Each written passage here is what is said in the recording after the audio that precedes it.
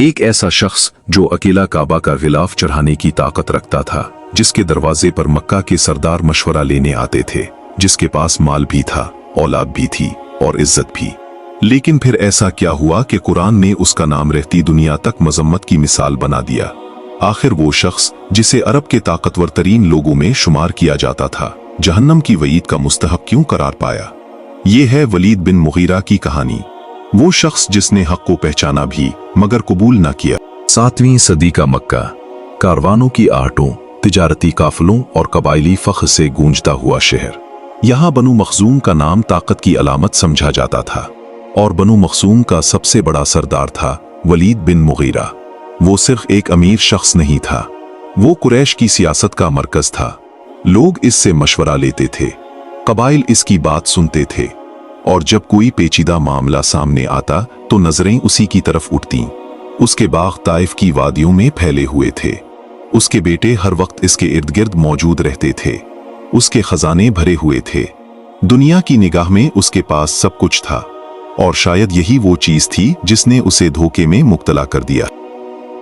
پھر ایک دن مکہ کی خاموش فضاؤں میں ایک نئی آواز گونجی۔ محمد بن عبداللہ صلی اللہ علیہ وسلم نے اعلان کیا کہ وہ اللہ کے رسول ہیں۔ ابتدا میں قریش نے اس دعوت کو زیادہ اہمیت نہیں دی، لیکن پھر قرآن نازل ہونا شروع ہوا اور حالات بدلنے لگے۔ لوگ اس کلام کو سنتے اور خاموش ہو جاتے، اس کے الفاظ دلوں میں اتر جاتے۔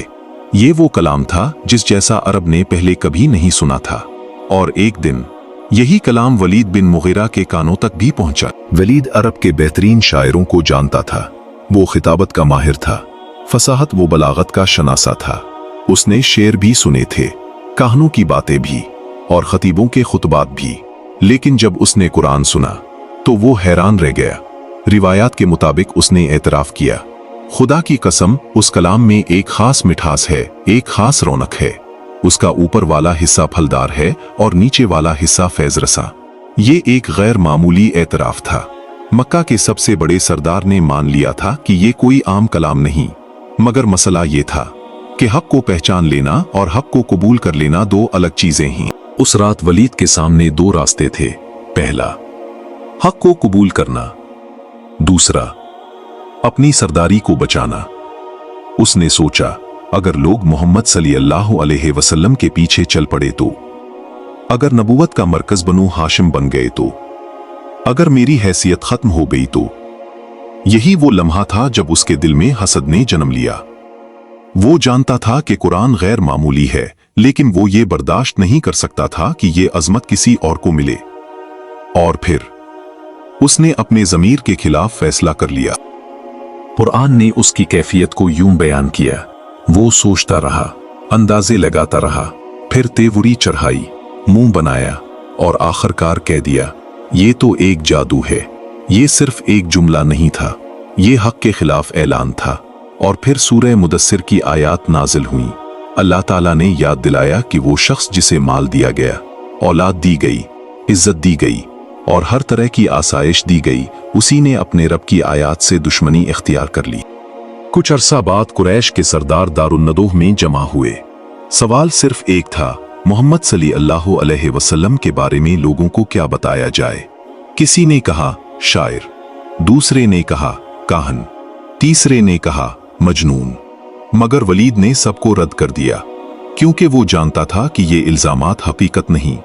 اس نے خود اعتراف کیا تھا کہ قرآن شعر نہیں، کہانت نہیں، اور دیوانگی بھی نہیں۔ پھر بھی اس نے کہا، کہو کہ یہ جادو ہے۔ اس لمحے اس نے اپنی سرداری بچا لی، لیکن اپنی آخرت کھو دی۔ وقت گزرتا گیا، بالوں کی سفیدی بڑھتی گئی، طاقت کم ہوتی گئی، اور پھر وہ دن آیا جب موت اس کے دروازے پر پہنچ گئی۔ وہی شخص جس کے پاس دولت کے خزانے تھے، وہی شخص جس کے بیٹے اس کی طاقت سمجھے جاتے تھے، وہی شخص جس کی مجلس میں سردار بیٹھتے تھے، موت کے سامنے بے بس کھڑا تھا۔ اس کی دولت کام نہ آئی، اس کی شہرت کام نہ آئی، اس کی سرداری کام نہ آئی، اور وہ دنیا سے اس حال میں رخصت ہوا کہ ایمان اس کا مقدر نہ بن سکا۔ مگر کہانی یہاں ختم نہیں ہوتی، کیونکہ تاریخ نے ایک ایسا منظر دیکھا جسے صرف قدرت کا فیصلہ کہا جا سکتا ہے۔ جس شخص نے اسلام کی مخالفت کی، اسی کے گھر سے بعد میں خالد بن ولید رضی اللہ عنہ اٹھے۔ वो खालिद जिन्होंने इस्लाम के लिए अपनी तलवार वक्फ कर दी, वो खालिद जिन्हें रसूल अल्लाह सल्लल्लाहु अलैहि वसल्लम ने सैफ अल्लाह का लक़ब अता फरमाया। बाप हक का मुखालिफ बन गया और बेटा हक का मुहाफिज। एक ही घर, दो मुख्तलिफ अंजाम। वलीद बिन मुगीरा की कहानी हमें ये सिखाती है कि इंसान को तबाह करने वाली चीज जहालत नहीं बल्कि तकब्बुर है, क्योंकि जाहिल शख्स सच जानकर बदल सकता है मगर मुतकब्बिर शख्स सच जान लेने के बावजूद उसे कबूल नहीं करता।